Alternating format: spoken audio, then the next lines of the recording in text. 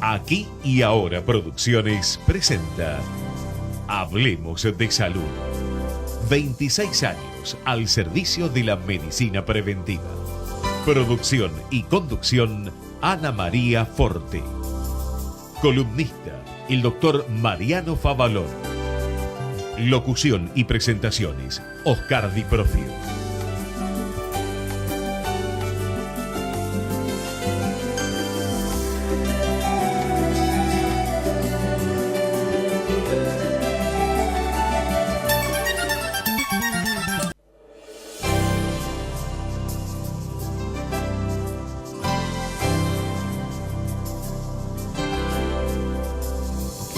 Y ya estamos con, bueno, para mí una gran amiga, la conozco desde hace muchísimos años, sé que es una luchadora de primera línea y muy capaz. Florencia Braga Menéndez nos va a hablar de enfermedades poco frecuentes. Buenos días, Florencia. Buenos días, Anita, muchas gracias. Al contrario. Bueno, sí, yo cuento, voy a ir súper breve. Una enfermedad es poco frecuente cuando la padece una persona en 2000 o mucho menos. Hay enfermedades que las tiene una en 1.000.000 o menos aún. El tema es que todas estas enfermedades aparecen cuando el proyecto Genoma, al que aludía recién el doctor Favaloro, hace aparición porque el 80%, el 90% en realidad es de origen genético, y cuando empieza a revisarse la relación entre esos, algunos eran polimorfismos y suponía que eran nada más que expresiones de diversidad, y después aparece que están vinculadas estas variables y estas mutaciones a enfermedades más complejas que a veces habían sido apenas descritas. Lo cierto es que en total hasta ahora se han descrito alrededor de 8.000 entidades de muy baja prevalencia. Yo me metí en esto, vengo de otro campo, no tiene nada que ver, porque mi hijo tiene enfermedad de Stargardt, una maculopatía degenerativa de la vista que afecta a nenes, empieza en la infancia. Yo estuve 7 años buscando el diagnóstico, todo el mundo me decía que no tenía nada. Eso es bastante común en relación a la CEPOF. Entendamos que los médicos durante la carrera ven 800 entidades aproximadamente en su currícula. No tienen por qué los médicos conocer 8.000, no es cuestión de culpabilizarlos por esta abrupta aparición de un montón de síndromes y de enfermedades rarísimas, sino lo que nosotros recomendamos es que el médico se acostumbre a manejar la incertidumbre en colaboración con el paciente. Decirle, mira, la verdad no tengo ni idea de lo que tiene tu chico, vamos a hacer equipo, vamos a consultar y a ver qué es lo que pasa. Porque lo más frecuente es que nos expulsen de los consultorios diciendo no hay nada, es psicológico. Es psicológico. Exacto. Uh-huh. Y eso muchas veces determina aparición de secuelas complicadas que se podrían haber evitado, ¿no? Yo trabajo en este momento en particular con mi propia experiencia de empoderamiento. Yo trabajé armando la asociación de la patología de mi hijo. De hecho, creamos un día mundial, que es el 6 de marzo, hace nada, ayer, fue el Día Mundial del Stargardt. Y decidir, hacemos un día mundial para una patología que no la conocía ni Magoya, fue un acto de autorizarse y de empoderarse muy importante. A mí me emocionó mucho porque a partir de que hicimos el día del Stargardt, recién hablé con una paciente de uveitis que me dice, no hay día mundial de mi patología, hacemos una reunión, y bueno, entonces vamos a hacer que la próxima reunión de uveitis va a ser el 8 de abril, entonces 8 de abril, Día Mundial de la Uveitis a partir del próximo 8 de abril. La verdad es que en el momento en el que estamos viviendo, la cantidad de respuestas que se pueden dar a las patologías poco frecuentes es infinita. No todas implican cura, pero sí tratamiento. No hay patología no tratable. Por ahí no hay cura, pero tratamiento siempre hay. Te hago una pregunta, ¿qué pasó con la enfermedad de tu hijo? La enfermedad de mi hijo, en este momento hay un montón, si uno se mete en clinicaltrials.gov, en la página de la FDA, hay muchísimos ensayos clínicos en relación al desarrollo de nuevas moléculas, de terapias génicas y de terapias celulares tendientes a restablecer esos tejidos que no existen más. O sea, el Riken Institute en Japón, con mucho éxito, desarrolló a partir de células pluripotenciales de la piel, inducidas, células madre para hacer retinas in vitro, con la ventaja, genial. Sí, es maravilloso. La ventaja inclusive de tener estas celulitas in vitro es que se pueden hacer con la propia piel del paciente y esa información genética que venía mal se puede corregir en la cajita de Petri con terapia génica, con lo cual se puede hacer un tejido que no va a ser resistido, que no va rechazado. A ser claro, que no va a despertar rechazo, uh-huh. Con las correcciones, y además se pueden probar las moléculas en esas retinas que se hacen in vitro. Entonces, si vos tenés una droga, hay un montón de farmaconovedades vinculadas a esta medicina apogenómica. La medicina cada vez más se plantea como pregenómica o posgenómica. Hay médicos que entienden la relación con la biología molecular como un aporte y algunos que se sienten amenazados. Yo, que no soy médica, que soy mamá, que tampoco soy más vicepresidente de FADEPOF, claro, ahora estoy así desde fuera de FADEPOF, queriendo siempre la federación. Lo que le recomiendo a los amigos médicos es que no teman, porque primero, todos los diagnósticos moleculares se pueden hacer en el país. Hay genetistas extraordinarios en nuestro país. Bueno, ahí nos vimos el año pasado, hacia el mes de marzo. Claro. ¿No es cierto? Con Podaxer, que estaba presente, Exacto. el ministro Barañao. Exacto, con la ayuda de... lo que pasó. Sí, ahora lo cuento. Sí, Bien. pues es importante como antecedente. Importantísimo. Que se hagan las muestras, los análisis de biología molecular en el país, implica que esas muestras se puedan quedar acá para hacer investigación posterior. Y además hay una cuestión. Cuando la trazabilidad se pierde en alguna medida, si uno manda muestras a Corea, a cualquier lado y demás, no solamente uno no sabe exactamente qué pasó con ese ADN, sino que además, si vos tenés que hacer una corrección, porque por ahí la muestra sufrió algún tipo de problema, o si aparece una novedad que el equipo que está haciendo la investigación sobre tu patología en particular quiere probar con esos tejidos, esas muestras no están más en nuestro poder. Y ahí hay una cuestión real de soberanía y de bioética que tenemos que tener en claro. Nosotros tenemos ancestrías específicas. Yo tengo sangre criolla. Hace poquitito había habido un nene que buscaba un trasplante de médula que no encontraba compatibilidad en los bancos mundiales porque el pibito tenía sangre criolla, india, aborigen. Entonces nosotros necesitamos estudiar nuestras ancestrías y tener nuestros bancos biológicos, nuestros bancos celulares en el país, a buen resguardo de instituciones estatales fiables. En el caso de Stargardt hicimos, con la ayuda del ministro Lino Barañao, hace unos 3 años empezó el proyecto, un convenio para poder secuenciar 100 pacientes en el Instituto Leloir, y con esa secuenciación, que se secuenciaron 4 genes que habitualmente dan el fenotipo de Stargardt, logramos tener una información sobre Stargardt que en el mundo no había ese volumen de pacientes. La enfermedad de mi hijo la tiene un pibe cada 10.000, o sea, es una prevalencia no bajísima, pero baja. Y entendimos la importancia... Y perdóname, acá Sí. en Argentina, ¿se llevan estadísticas? No, tenemos que empezar a hacerlas. O sea, en Realmente. realidad, pero eso es común al mundo. Hay muy poco trabajo serio en materia de registros.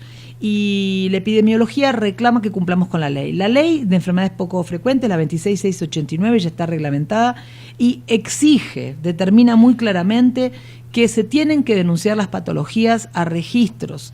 O sea, esos registros no implican que está totalmente anonimizada la información del paciente, ¿Y nadie dónde se va a tiene que ir enterar. el paciente, por ejemplo? Los médicos tienen que denunciar y los estados tienen que empezar a configurar esos pero registros. no hay, perdóname. Exacto. O sea, es una responsabilidad política. Claro, o sea que si se aprueba la ley, eso se puede llegar a... Ya se aprobó la ley, ya se reglamentó la ley, pero no se está cumpliendo con los registros. no se cumple. No, y necesitamos Bien. que se hagan, porque es fundamental entender Totalmente. que esas prevalencias además pueden cambiar en relación a un montón de factores. El intercambio. Por supuesto. Y que el médico sepa que eso existe, para tener la posibilidad que si viene un paciente, no decir como vos dijiste, psicológico, estás nerviosa, no puede tener tal enfermedad que está registrada. Mira, yo le escuché ¿no? al doctor Cedrol hace pocos días, una cosa que me encantó, dijo, Ajá. si hubo 4 consultas en búsqueda de diagnóstico, por default, y hasta que se demuestre lo contrario, es una rara. O sea, es un buen sistema pensar, bueno, debe estar en el paquete de las 8.000 que nadie Y conoce. van pululando de Exacto. lugar en lugar y con esa angustia y esa carga del no. Y el conflicto que genera, el impacto Totalmente. familiar que genera, que nadie te sepa decir que tiene tu chico y la culpabilidad que sienten, la culpa espantosa que se instala en los papás que Es sienten que no están... hipocondríaco. Es tremendo. Pero lo que está cambiando, por suerte, y creo que gracias al trabajo de muchos de nosotros, es que los médicos han dejado de vernos como una situación amenazante. Por ejemplo, yo le facilito a un oftalmólogo que por ahí no entiende de genética, porque convengamos que la formación en la carrera de medicina está atrasando, y en términos de horas de estudio, tienen poquísimo de genética humana, y menos de genética humana aplicada. O sea, yo he hablado con médicos que no tienen la menor idea de lo que es un vector viral para una terapia génica, ni qué está pasando con las IPSC. O sea, cosas que realmente son apasionantes y que podrían manejar si las tuvieran en las cátedras.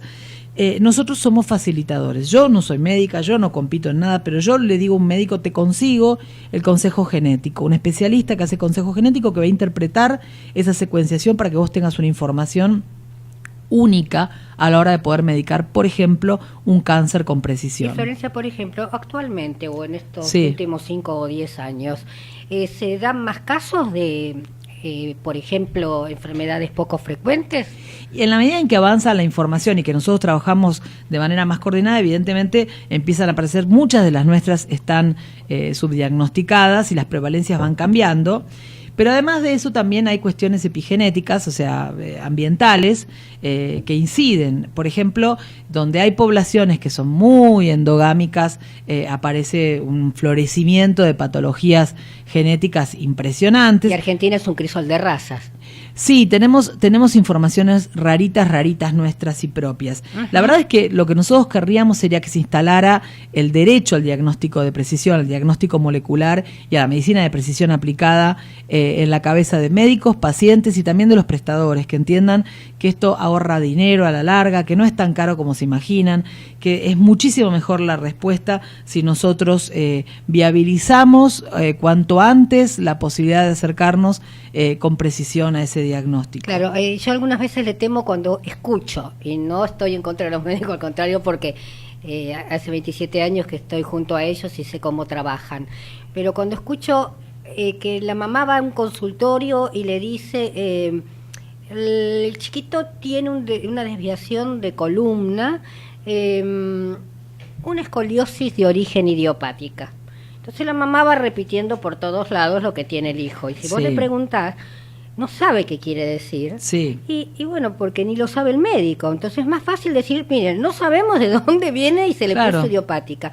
Yo, ¿cuántas personas conozco que se le dice que tiene polimialgia? Sí. Polimialgia, poli mucho, mialgia dolor. ¿Qué enfermedad es mucho dolor? Dentro de esa enfermedad puede haber una enfermedad llamada fiebre mediterránea familiar que al médico se le está escapando. Absolutamente. Entonces, la paciente o el paciente termina siendo el culpable porque siempre le duele todo el cuerpo y muchas veces el paciente es joven, ¿tá? Porque con fiebre mediterránea familiar se nace. Pero bueno, y sí, y está en la adolescencia y tiene el dolor, y bueno, tiene diarrea porque la diarrea va a tener a rendir un examen. Entonces, dar ese derecho a pensar en que el paciente, no todos los pacientes son enfermos psicológicos. No, aparte que tenés derecho al diagnóstico de precisión porque vos podés estar con capacidades para bucear en el mundo de la medicina translacional, en el mundo de la investigación, si hay alguna oferta. A veces los clinical trials, los ensayos clínicos, son una respuesta clínica de tratamiento, no solamente son experimentos a futuro para salvar vidas de otros, a veces realmente salvan situaciones propias.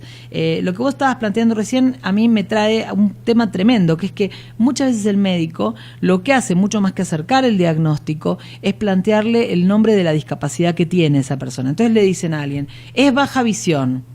Y el otro se va con, es baja visión. De hecho, hay ahora oftalmólogos especialistas en baja visión. Error, porque la verdad es que el oftalmólogo tiene que ser, si es una uveitis, trabajará desde la uvea, si es un problema de queratocono, será un especialista en córnea, si es un Stargardt o una retinosis pigmentaria, el especialista es un retinólogo.